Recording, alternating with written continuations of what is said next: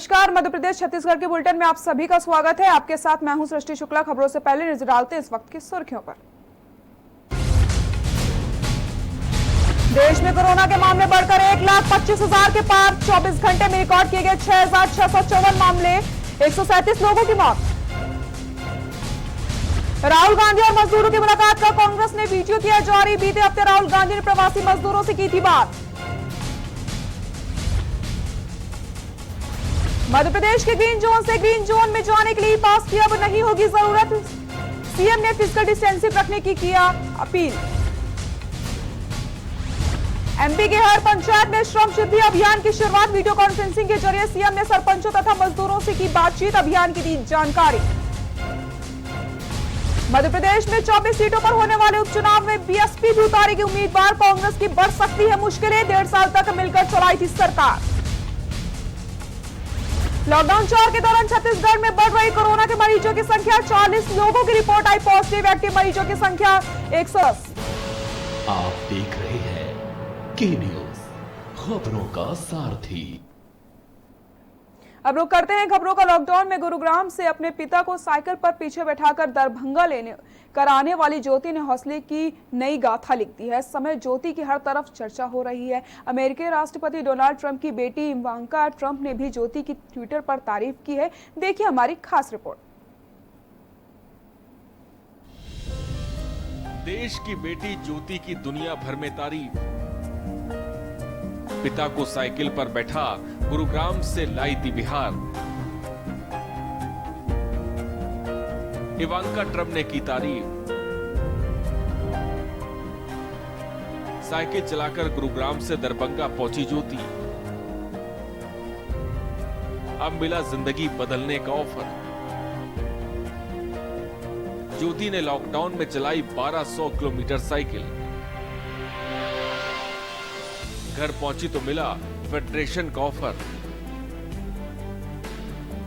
Cycling federation ने trial का आमंत्रण दिया।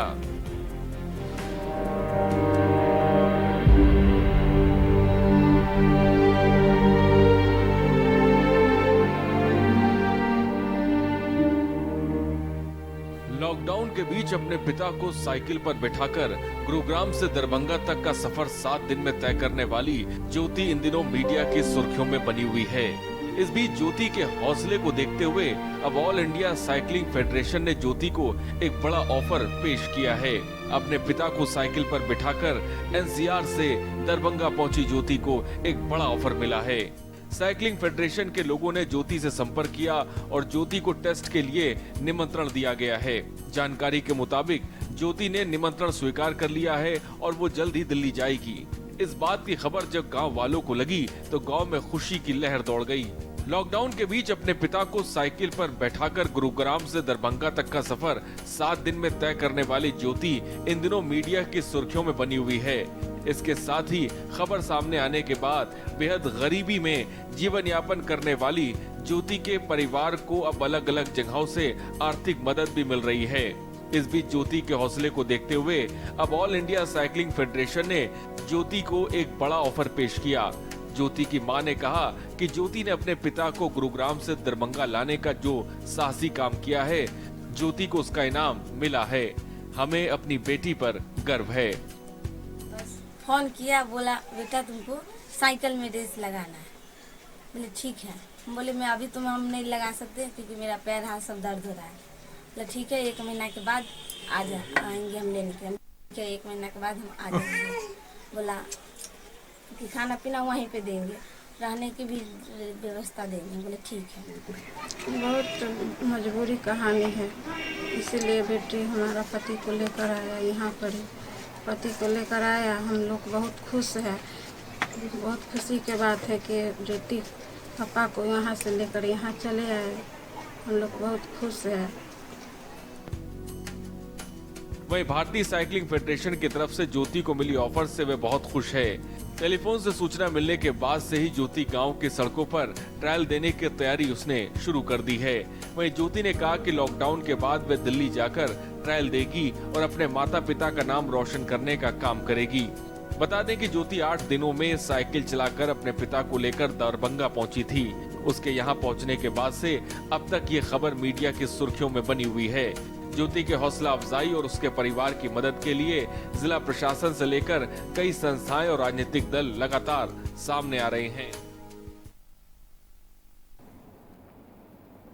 देश भर में कोरोना का कोराम अभी जारी है। जैसे जैसे लॉकडाउन में छूट बढ़ रही है, वैसे वैसे कोरोना मरीजों की संख्या भी बढ़ रही है। सीधे शब्दों में कहें तो लॉकडाउन में छूट देश भर पर भारी पड़ रही है, क्योंकि आंकड़े भी इसकी गवाही दे रहे हैं। देखिए हमारी खास रिपोर्ट।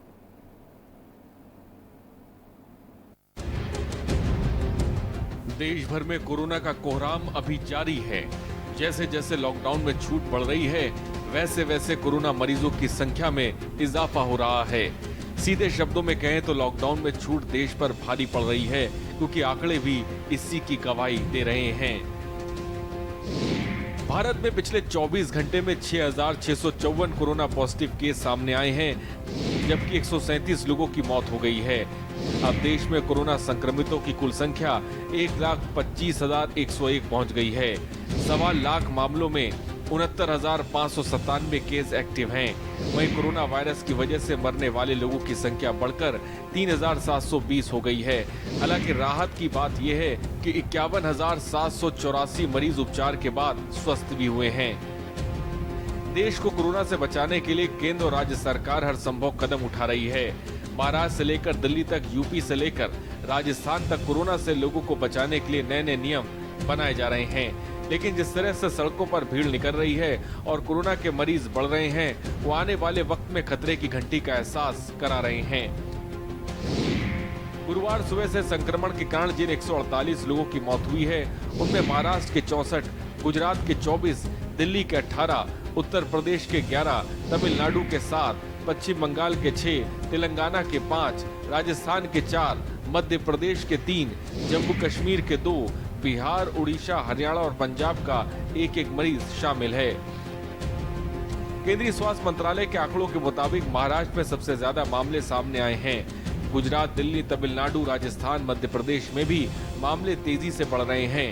यूपी में कानपुर और आगरा के साथ बस्ती में भी मामले तेजी से बढ़ रहे हैं। जैसे जैसे लोग घरों से बाहर निकल रहे हैं, कोरोना के मामलों ने भी दोगुनी रफ्तार पकड़ ली है। कहीं न कहीं छूट भारी पड़ गई है।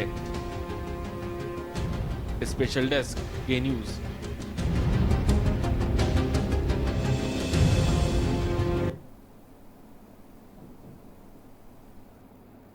केंद्रीय स्वास्थ्य मंत्री हर्षवर्धन ने शुक्रवार को 34 सदस्यीय विश्व स्वास्थ्य संगठन कार्यकारी बोर्ड के अध्यक्ष का कार्यभार संभाल लिया। हर्षवर्धन कोरोना वायरस के खिलाफ भारत की लड़ाई में अग्रणी भूमिका निभा रहे हैं। हर्षवर्धन ने जापान के हिरोकी नाकातानी का स्थान ले लिया। कार्यभार संभालने के बाद डॉक्टर हर्षवर्धन ने कोरोना वायरस के कारण दुनिया भर में जान गंवाने वाले लोगों के प्रति शोक जताया है। भारत में हम स्वास्थ्य को मैं भारत के 135 करोड़ लोगों की ओर से सारे दुनिया के सभी देशों का जो विश्व स्वास्थ्य संगठन के सदस्य हैं, उनका हृदय से आभार व्यक्त करना चाहता हूं कि उन्होंने भारत को और भारत के स्वास्थ्य मंत्री को विश्व स्वास्थ्य संगठन के एग्जीक्यूटिव बोर्ड के चेयरमैन के पद का दायित्व यूनानिमसली देने के लिए पहल की और आज नए एग्जीक्यूटिव बोर्ड की पहली वर्चुअल मीटिंग में सभी मेंबर नेशंस ने, डायरेक्टर जनरल WHO ने और सभी संबंधित अधिकारियों ने पूरा सहयोग दिया।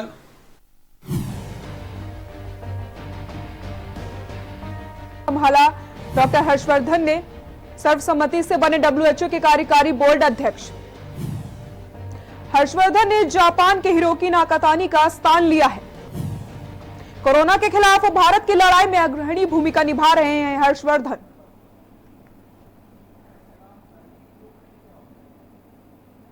मुख्यमंत्री शिवराज सिंह चौहान ने शुक्रवार को प्रदेश की हर पंचायत में श्रम सिद्धि अभियान की शुरुआत वीडियो कॉन्फ्रेंसिंग के माध्यम से करी है। इस अवसर पर उन्होंने कुछ ग्राम पंचायतों के सरपंचों तथा मजदूरों से बातचीत भी करी है, श्रम सिद्धि अभियान की जानकारी दी है तथा वहां चल रहे कार्यों की जानकारी प्राप्त भी करी है। उन्होंने कहा है कि समस्त सरपंचों एवं श्रमिकों को संबोधित किया। श्रम सिद्धि अभियान के अंतर्गत ग्रामीण क्षेत्रों के ऐसे मजदूर जिनके पास जॉब कार्ड नहीं है, उनके जॉब कार्ड बनवाकर प्रत्येक मजदूर को काम दिलवाया जाएगा। मेरे प्रिय सरपंच बहनों और भाइयों, सभी हमारे श्रमिकगण, मजदूर बहन भाई, सभी अधिकारी कर्मचारी साथीगण, आप सबको नमस्कार करता हूं, राम राम करता हूं। मैं आप सबके बीच आके आपसे मिलूं, आपसे बिना मिले मैं बेचैन रहता हूं, क्योंकि मेरा तो काम करने की आदत रही है, पूरे प्रदेश का दौरा करना, भाई बहनों के बीच में जाना, और दूर से मिलने में मजा नहीं आता था मुझे। हाथ मिलाना, गले लगाना, चर्चा बातचीत करना, अपने हाथ से आवेदन लेना और समस्याएं हल करना। लेकिन मैं मुख्यमंत्री बनता उसके पहले ही कोरोना पूरे देश में और मध्य प्रदेश में फैल गया था, और मध्य प्रदेश में भी तत्कालीन सरकार ने कोरोना से निपटने के कोई उपाय नहीं किए थे। 23 तारीख को रात में 9 बजे शपथ ली और रात को 10 बजे यहां के बैठ गया मैं वल्लभ भवन में, और तब से लगातार ये कोशिश रही कि कैसे कोरोना से लड़ाई लड़के जीता जाए। हमारे यशस्वी प्रधानमंत्री श्रीमान नरेंद्र मोदी जी दुनिया के अद्भुत नेता हैं। उन्होंने कोरोना से लड़ाई में जो मार्गदर्शन किया, उसने न केवल भारत को बचाया बल्कि पूरी दुनिया को भी दिशा दिखाई, प्रेरणा दी। और इसलिए अगर वो सारे उपाय न करते, जनता कर्फ्यू से लेकर लॉकडाउन तक, तो आज पता नहीं ये महामारी कितने घरों को तबाह कर जाती। लेकिन कोरोना से लड़ाई कोई एक दिन में नहीं जीती जा सकती। ये लड़ाई लंबी चलने वाली है, लेकिन इस लड़ाई में हमारी जिंदगी के जीने के तरीके बदल गए। अब मैं चाहूं तो अभी आपसे अभी हाथ नहीं मिला सकता। 2-2 महीने की राशि उनके खाते में डाली। जो निर्माण श्रमिक थे उनके खाते में 2 बार 1-1 हजार रुपए की राशि डाली। जो बाहर फंसे मजदूर थे, जिनके नाम और फोन मिल गया, उनके खाते में 1-1 हजार रुपए की राशि डाली। बच्चों की फी, छात्रवृत्ति नहीं मिली थी, स्कॉलरशिप, उसका पैसा उनके खाते में डाला। हरदा जिला के ग्राम पंचायत कुकरावत के कृषक पुत्र ने प्रधानमंत्री मोदी से प्रभावित होकर अपने घर पर 5 प्रकार के अनाज से पीएम मोदी की तस्वीर बना डाली। ये तस्वीर लगभग 800 स्क्वायर फीट में बनाई गई है। इसमें 60 किलो चना, 25 किलो गेहूं, 20 किलो चावल, 2 किलो मटर व 1 किलो काले तिल का उपयोग किया गया है। तस्वीर बनाने में लगभग 16 घंटे लगे हैं। सतीश ने बताया कि कोरोना काल की विपरीत परिस्थितियों में हमारे प्रधानमंत्री ने ऐतिहासिक फैसले लेकर हमें पूरी तरीके से सतर्क किया है। ये कलाकृति पूरे भारतवर्ष के अन्नदाताओं की ओर से प्रधानमंत्री को समर्पित है। कुछ समय रखकर इसे कलाकृति में इस्तेमाल अनाज गांव के गरीबों में बांट दी जाएगी।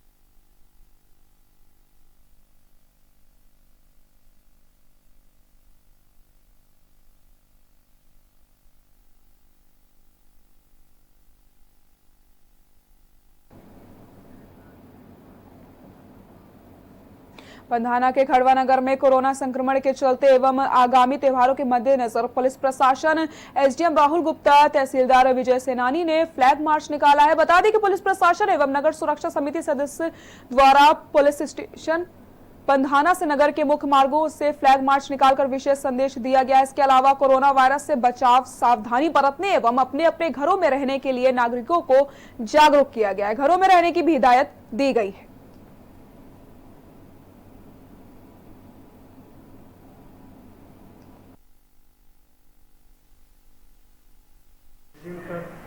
और मेरे द्वारा एवं तहसीलदार सर द्वारा फ्लैग मार्च निकाला गया, जिसमें कि हम लोगों ने लॉकडाउन का पालन करवाने के हेतु संदेश दिया गया एवं आगामी जो त्यौहार आने वाले हैं उसको मद्देनजर रखते हुए ये फ्लैग मार्च निकाला गया है, ताकि त्यौहार आराम से और शांति से एवं जो भी सोशल डिस्टेंसिंग है और लॉकडाउन का पालन करते हुए त्यौहारों को मनाया जाए। मुंगेली जिले में कोरोना संक्रमण के 3 मरीज मिलने के बाद पुलिस प्रशासन पहले से ज्यादा सख्त हो गया है। प्रशासन ने जिले की सीमाओं पर चेकिंग शुरू कर दी है, तो वहीं जिला प्रशासन द्वारा सील किए गए गांवों में कर्फ्यू लगा दिया गया है। साथ ही साथ क्वारंटाइन सेंटर में नियम तोड़ने वालों श्रमिकों पर भी कार्रवाई करी जाएगी।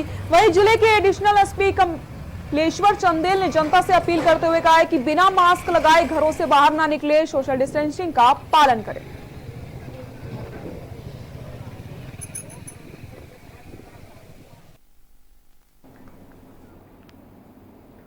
रुकते हैं छोटे से ब्रेक के लिए, जल्द हाजिर होते हैं।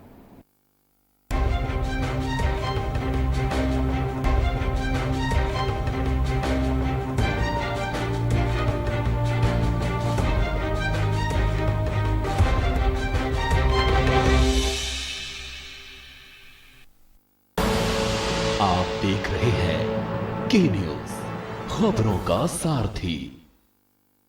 खुदी को आजमाया है तो ये अंदाज आया है, खुदी को आजमाया है तो ये अंदाज आया है। तुम में भी मैं हूं, शुद्ध प्लस पान मसाला। केबल ऑपरेटर्स जो पहुंचाते हैं आप तक हमारी हर बात, सजगता और समझदारी जिनकी है पहचान, जो है कोरोना योद्धा, जो है जिम्मेदार। इन कोरोना योद्धाओं को के न्यूज का सलाम। आप हैं तो हम हैं, आपके बिना हम कुछ नहीं। देश भर के केबल ऑपरेटर्स कोरोना योद्धाओं का के न्यूज की तरफ से हार्दिक अभिनंदन। आप देख रहे हैं के न्यूज, खबरों का सारथी।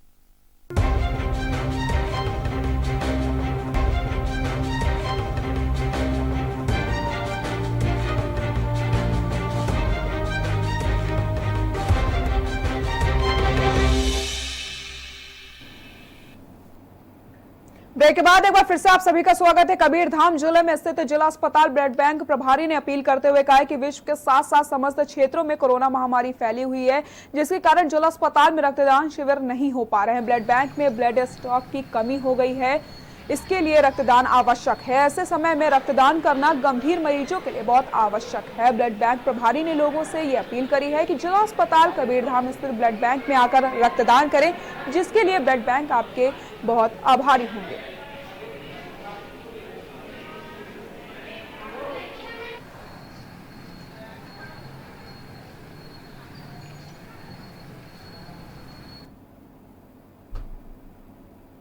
पेंड्रा जीपीएम जिले की ग्राम पंचायत अंजनी में महिला सचिव परवीन बानो की मनमानी चलते पंचायत के लोगों के साथ साथ जनप्रतिनिधि भी परेशान हो चुके हैं। सचिव अपनी मर्जी से पंचायत में आना जाना करती हैं, जिससे लोगों को अपने छोटे छोटे कामों के लिए परेशान होना पड़ता है। वहीं पंचायत सरपंच ने बताया कि पंचायत की महिला सचिव आने जाने का कोई टाइम निर्धारित नहीं है, उनकी इसी कार्यशैली से हर कोई परेशान है।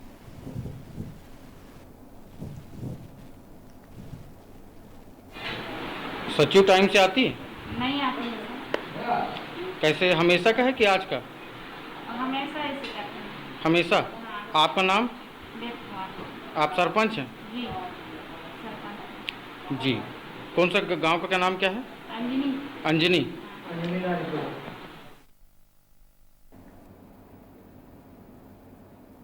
छत्तीसगढ़ के बलरामपुर जिले में एक ऐसा गांव भी है जहां पर लोग अभी भी अंधेरे में अपना जीवन यापन करते हैं, या यूं कह सकते हैं कि मूलभूत की सुविधाओं से ये गांव पूरी तरीके से वंचित है, क्योंकि इस गांव में बिजली के साथ साथ आवागमन के लिए सड़क भी नहीं है और ना ही पीने के लिए साफ पानी है। बलरामपुर जिले के शंकरगढ़ विकास खंड के कचरापारा में अभी तक बिजली नहीं पहुंच पाई है। वहां के लोग अभी भी लालटेन युग में जीने के लिए मजबूर हैं।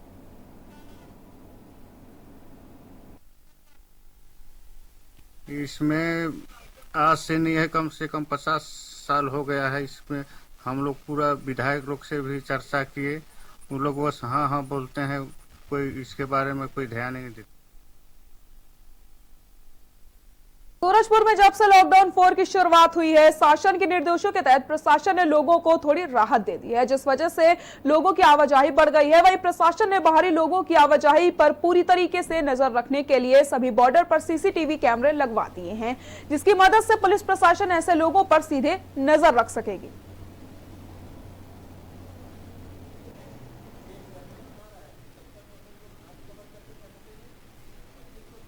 सभी बॉर्डर्स पे जो है अभी वर्तमान में निगरानी मुस्तैदी से की जा रही है और वहाँ पे राजस्व अमला, पुलिस बल और वीडियोग्राफी की एक सुविधा है जो अपन ने विशेष रूप से पहल करते हुए की है कि सभी नाके पे वीडियोग्राफी कराई जा रही 24 घंटे की। कोई भी व्यक्ति आ रहा है तो उनका वीडियोग्राफी हो पाए, ताकि वीडियो में तत्काल गाड़ी का नंबर कैप्चर हो पाए, उनका नाम कैप्चर हो पाए। उनसे जब एक क्वेश्चनर तैयार किया गया है जिस प्रश्नावली के हिसाब से उनसे प्रश्न पूछे जाते हैं कि उनको कहाँ जाना है, कौन से मोहल्ले में जाना है, क्या नाम है, गाड़ी में कितने लोग हैं, ताकि एक पुख्ता जानकारी हमारे पास आ पाए, प्लस सामने वाले का रिएक्शन भी आ पाए कि क्या रिएक्शन से उसने जवाब दिया है। और वीडियो वीविंग टीम अपन ने लगा रखी है जिला कार्यालय में, जो कि हमारे कंट्रोल रूम में ऊपर हैं। 5 लोग जो है इस वीडियो का सतत निगरानी कर रहे हैं और 900 से अधिक वीडियोस उनके द्वारा निगरानी। महासमुंद के परसदा गांव में एक युवक पर कुछ अज्ञात बदमाशों ने हमला कर दिया, जिससे युवक गंभीर रूप से घायल हो गया, जिसके बाद उसे इलाज के लिए अस्पताल में भर्ती करवाया गया। बताया जा रहा है कि युवक अपनी बहन के लिए कुछ दवाइयां खरीदने के लिए निकला था, तभी कुछ बदमाशों ने उसे रास्ते में ही रोक लिया और उससे पैसे मांगने लगे, जिसका विरोध करने पर युवक को घायल करके फरार हो गए। वहीं पुलिस चौकी बोंदेली तीर्थराज गुड़ेंद्र ने मामले को लेकर पड़ताल शुरू कर दी है और 4 आरोपियों में से 2 को गिरफ्तार कर लिया है।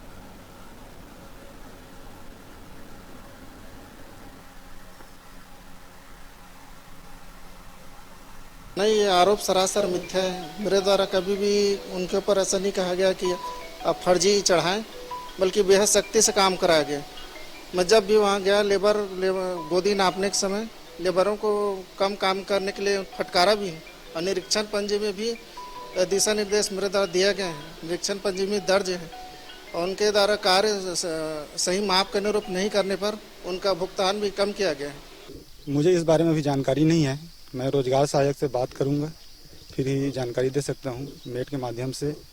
और अभी जो आरोप लग रहा है वो पिछले पंचवर्षीय का है, इस पंचवर्षीय में इस टाइप का नहीं हो रहा है।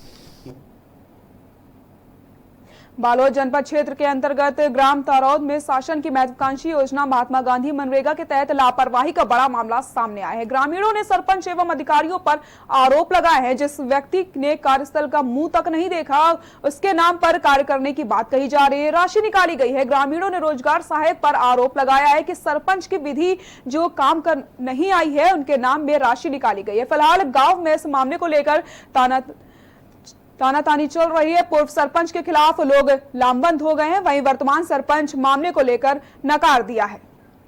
अब खबरों में आगे बढ़ेंगे। भारतीय धर्म में वट सावित्री अमावस्या में स्त्रियों का महत्वपूर्ण पर्व है। ये व्रत पूजन सौभाग्यवती स्त्रियां करती हैं। भारतीय संस्कृति के विशुद्ध दिन रही है। पति पत्नी को लेकर ये दूसरे के अभिन्न अंग माना जाता है। वट सावित्री व्रत सौभाग्य को देने वाला, संतान की प्राप्ति में सहायक होता है। भारतीय संस्कृति में ये व्रत आदर्श तारीख का प्रतीक माना जाता है। इस व्रत को करने का विधान ज्येष्ठ शुक्ल त्रयोदशी से पूर्णिमा तथा अमावस्या तक है। इस दिन वट बरगद का पूजन किया जाता है। आज के दिन वट सावित्री का व्रत इसलिए रखते हैं क्योंकि अपने पति की दीर्घायु की कामना करते हैं और वट वृक्ष की पूजा करते हैं। सावित्री इस दिन सत्यवान के लिए व्रत रखी थी और कामना करती हूँ कि सभी औरतें इस दिन व्रत रखें और अपने पति की दीर्घायु की कामना करें। डिंडोरी में एक बार फिर से जननी सुरक्षा के सरकारी दावों पर सवालिया निशान खड़े हो गए हैं। दरअसल पुरानी डिंडोरी इलाके में रहने वाली सुशीला अहिरवार नामक महिला को 3 दिन पहले प्रसव के लिए जिला अस्पताल में भर्ती करवाया गया था और वहां महिला ने एक स्वस्थ बच्चे को जन्म दिया था, जिसके बाद उसे डिस्चार्ज कर दिया गया। लेकिन अस्पताल से घर तक जाने के लिए महिला को जननी एक्सप्रेस योजना का लाभ ही नहीं मिल पाया। नवजात बच्चे और छोटी सी बेटी के साथ लेकर अस्पताल से बाहर आई और सड़क किनारे करीब 3 से 4 घंटे तक भूखी प्यासी बैठी रही। इस दौरान ड्यूटी में तैनात पुलिसकर्मियों ने महिला को न सिर्फ भोजन दिया बल्कि उसे उसके घर तक पहुंचाया है।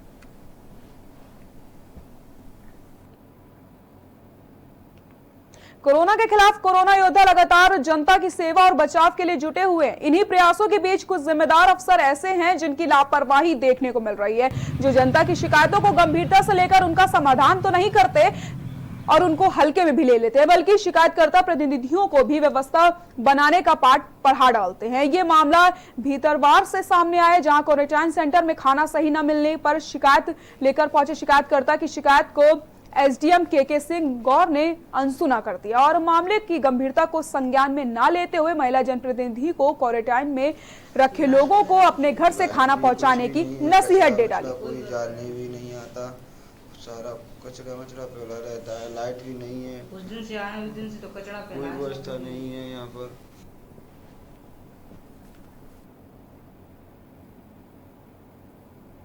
फिलहाल इस बुलेटिन में बस इतना ही। देखते रहिए के न्यूज़ इंडिया। नमस्कार।